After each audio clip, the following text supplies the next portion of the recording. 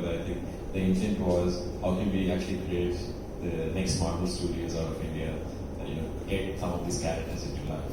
Which means that these characters will not be restricted to just comic books, but movies, games, merchandise, which was how Disney built Disney, right? So I think some of this is, I see a very interesting synergy between what we did in Anthill Studio in the media side and what we're doing in the consumer brands with Urban Eye. Originally, what is the status right now? And then we evaluated them and we said, okay, we'll work with one or two of them. We did one investment recently. It's a company called Herringbone and Sui, Bombay based. Very good men's bespoke tailoring brand, luxury. But they have a technology angle on to take measurements by just walking into a booth, and then it's got high scalability from that perspective. So we already did one investment from that angle, but the idea is that the applications are going to be open today. People can go to the website, which is www.urban-i.in, and then they can apply. And we will do a roadshow across the world because we have offices in Israel, New York, and Singapore. And the idea is for us to promote the Urban Eye brand, in these areas, to source very interesting consumer brands or companies that are looking at trying to enter the Indian market as well. So we want to have a good mix of Indian and global startups because there's a lot of learning that happens with these startups. One of the things Rana pointed out last time was, design thinking or planning before the launch, right? Which is really, really strong with a lot of the Western startups, which I think Indian startups can learn, the Indian brands can learn. Similarly, understanding the culture and ability to adapt the Western brands can learn. So that's why we said, okay, this is a fantastic way for us to put a program into a structured format and bring all of these companies in February to come into Bombay. They spend a week with us, which is a very intensive boot camp. In that boot camp, they will learn about Indian market. They will interact with corporates, which are basically large distribution channels. They'll interact with investors, not just us, but investors who are investing into consumer brands. They'll interact with marketing agencies. They'll interact with some celebrities. So the idea is for them to walk away with a holistic view of how to create my speed scaling strategy in India. The output of that program is to create that plan. And then after that, we provide about 6 months to a year of support based on, what the requirement is. So it's just whenever we started a program, and we are in 3 sectors, as I said, media, entertainment, health, and urban, it's always about building the ecosystem because it is never about, we have to do it all ourselves. It's an innovation ecosystem has to be broad-based. We need to have corporates, we need to be having mentors, we need to have experts come in, and other investors as well, because everybody adds value to some of these companies. Is this program only for India? There's an Indian brand that wants to go global. Great, we would also help because we have those connections and networks in different parts of the world. We work with the Singapore government very closely. We are a global innovation alliance partner with the Singapore government, which means that trying to look at all technology and science that wants to scale up in India. But on the other side, they are also looking for Indian companies to come into Southeast Asia, right? A huge market in Southeast Asia. Singapore is small, but the other markets are quite huge. US or Europe. It depends on which stage your company is in. Because typically in the early stage, you want to restrict yourself to just one market so that you learn from the market, and India market is big enough. So the intent of this program was that market access in India, right? But after a while, obviously you want to explore Southeast Asia, and we will provide our help because you're a portfolio company of ours. And what are some? We don't want companies to apply for this program for investment. That's only if they find value in the support that we're providing, we would like them to apply, because some of these companies that are applying are also nicely capitalized. They have already large VC funds invested in them, or they've done angel rounds, so they have capital. But from a question of celebrity engagement, I'll pass that question to Rana, because Rana has worked with celebrities and brands in different structures, and he can throw some light.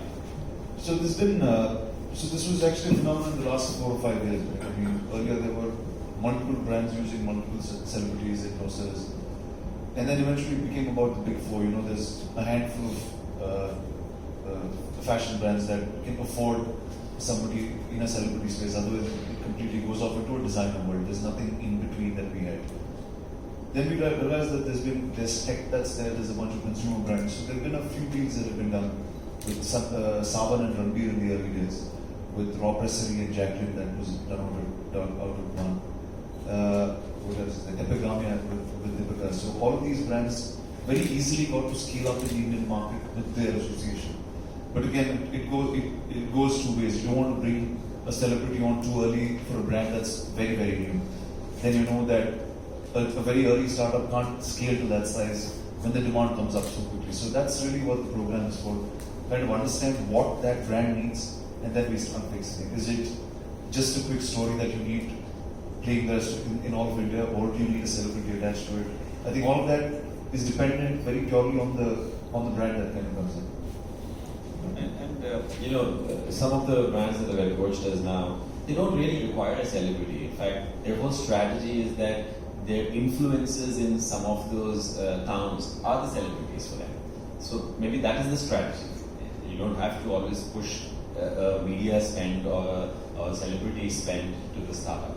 That's not the intent of the program. The intent is what helps the startup scale with speed. Market, and we've not. And if you go and look up reports, it runs into billions of dollars in science, right? To me, I think that's not really, when people put market size figures on PowerPoint slides, I really ask why, because the actual addressable market might be different for each brand. For example, we have a brand out there which is only focused at millennial personal care. Right? Now that market size is slightly different from the whole personal care as a market, right? So I mean, I can't give you a figure. How are you going to? Yes, sir. We had a brief chat for the event. So just want to know whether the platform is open for international brands in India market. Yeah, it is, and that was I think came in a little late, but the platform is completely open for international as well as Indian brands. Yeah, and sometimes international brands it could also be later stage brands, because sometimes when a brand starts in the US, they want to first establish the market there, and now they're thinking of India as a market. So which means that it is probably much later stage, right? They're very well capitalized, but they don't understand the Indian market, so that's where we can add value to it.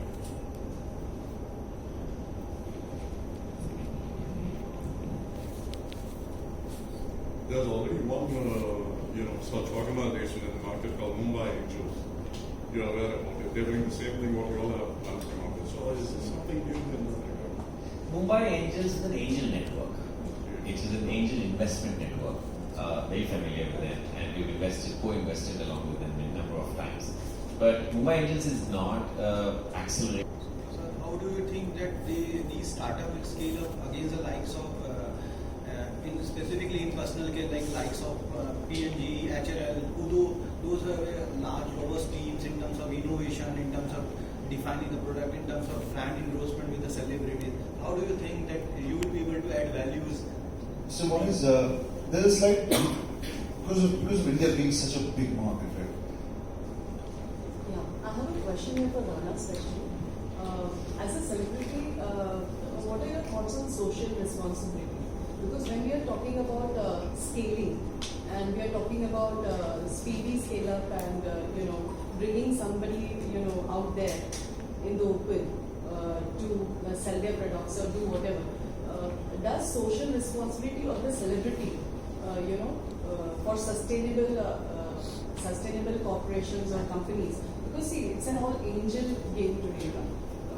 There are certain figures which get transmuted into certain figures. But what actually do they create? You know, initially we were industry based. Our society was industry So based. from the consumer today. Today, if a consumer has options that he can for his everyday needs that are sustainable, we know that there is a consumer out there who's willing to pay more, if not the same price, for something like that. See, then, so that's again very specific to consumers.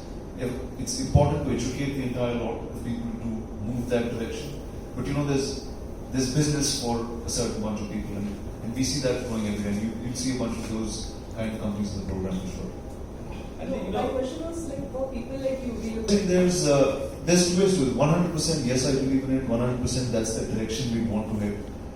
But in today's social system, right, the way it is, you'll always have to create a balance, because what you're also trying to create in this country is a set of entrepreneurs.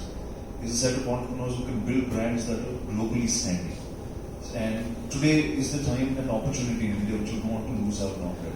So I think everything works in a fine balance of the way things are. Today you see film sets with carbon footprint and making sure that the sets are recycled and things like that. So you know, in every industry or certain vertical, you know, there's that direction being taken. There's many corporates who don't use paper anymore, right? So I think it's first steps, and the sense of educating through brands is also a great exercise for sure. I think the new consumer, the urban consumer, is getting very, very aware of the problem that you just said. So today, some of our children, when we go to stores, they don't want to take a plastic bag. They'd rather carry the goods themselves and put it in the car, right? And that the new set of entrepreneurs that are coming in are thinking about this. And they don't want to make a plastic bag and give it. Now they want to obviously make a biodegradable paper bag, right? Or find another way to package it. So I think the advent and awareness of the urban consumer itself will change that mindset. And I mean, you will see more and more of that coming in. Yes, and I hope you. You know, the material and everything like that is not the fastest scalable method, but definitely we are asking the companies to look at that as an element. Yes. Thank you.